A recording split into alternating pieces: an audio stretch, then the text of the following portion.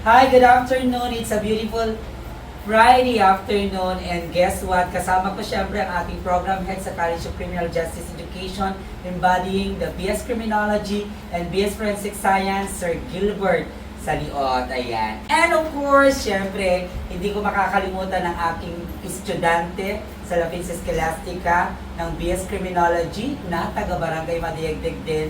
Magkaiba lang kami ng puro. Mr. Kenneth Sagom na naging resource speaker natin. Sir, di ba? Sa anong topic, sir? Dactyloscopy. Yan. Kaya naman sa aking mga second year students under the Gender and Society ay talagang grabe. Tama lang din na naaprubahan ang pagka-excuse nyo ng isang buong araw para makinig kay Kenneth Sagom. Ayan. Kasi syempre, kung isang matalinong Kenneth Sagom ang inyong naging resource speaker, syempre nagmana naman sa kanyang mother, Yarmaki, di ba? At syempre sa kanyang kaibigan na si Sir Gilbert. Magkasabay lang po kayo nung nag-duty? Yes. Sabay kayo nag-OJT? 2015 po kami nag-graduate din. Ah. Sabay din kami take na board exam. Oh, ito lang tanong ko, ikaw kasi nag-porso talaga sa PNP, si Sir G sa academe. Sir, bakit sa academe ka nag-porso, hindi sa field? Siguro yun yung calling ko. Yun yung calling mo talaga mag-turo. Kasi absorb ako agad pagkatapos ng lumabas ng board exam. 2015 ako nag-take na board exam, October lumabas. January ng 2016 lumabas. Then, absorb ako agad sa exam. Hindi ka na nag-NAPOLCOM. Hindi. So for the information of the many, ang ating program head sa College of Criminal Justice Education is a licensed professional teacher, a registered criminologist, and a civil service passer. Oh, diba? Pasok na pasok. Ang overqualified talaga ng aming program head. At syempre naman ang ating bisita, who happen to be my former student naman, ay syempre may mga eksperto na rin yan. At sa kayong connected? Ngayon sa Ilocos Norte din ako naka-assign at designated as medical officer and figure exam. Okay. Naalala ko kasi si Kenneth, kasi may laboratory kami nun sa La Pinza Scholastica. Kayo yung nag-aayos ng mga apparatuses, ng mga instrument, pag may mga accreditations at saka may mga assessors. So, ayan, madami kayong natutunan, no?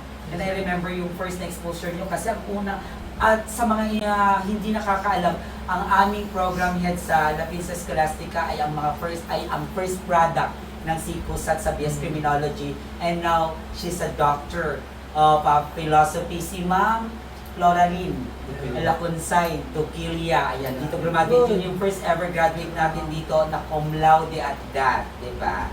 So, ang dami na natutunan. Product, itong mga product, di ba?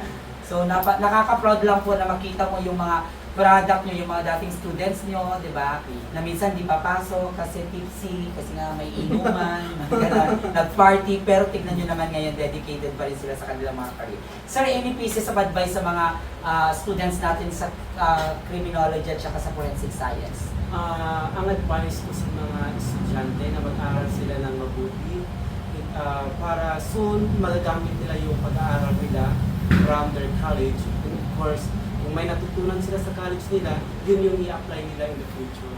Sir naman, ikaw, sa dami-dami ng kurso, paano natin hihikayatin na dapat mag-enroll sila sa BS Forensic Science at saka BS Criminology? Para sa akin kasi yung nangyari sa akin talaga, yun talaga yung gusto ko talaga na maging PNP sa forensic talaga. Ngayon, napakahirap kasi dami rin mga challenges. Parang yung iba, siyempre mga classmate mo, nakapasa na, pulis na parang pero hindi pala dapat ganun ang iniisip mo. Kasi meron yung bibigay sa'yo para ni God. May bibigay sa'yo para sa'yo ni God. Yung kung baga, oras mo na.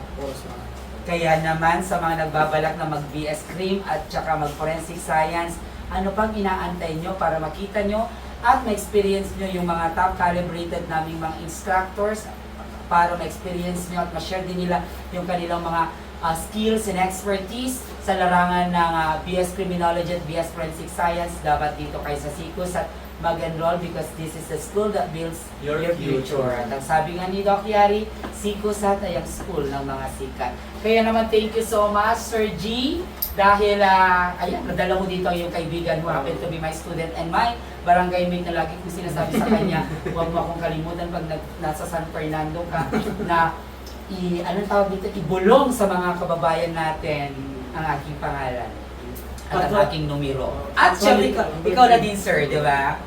Actually, Doc, kanina, nag-usap kami, sabi niya sa akin, nandun ba si Doc Tiari? Sabi ko, oo, nandun si Doc Tiari. Nandun si Doc Tiari. Sige nga, sabi na lang din tayo doon. Puntahan ko si Doc Tiari. Kasi nga, nung pinapapunta ko siya dito, naka-duty siya, di ba? Tapos kaya personally, hindi siya yung nagbigay ng kanyang papel. Kaya ako na lang, sabi ko, pumunta ka na lang dito sa bahay. Sunday yun. And napakababata po nila. Kaya naman sa mga lahat ng mga viewers ni Doc Yari, napakabata pa po nila, pero napakataas na po at napakatayog ng mga natatamasa po nilang mga tagumpay dahil po yan sa kanilang pagsisikap.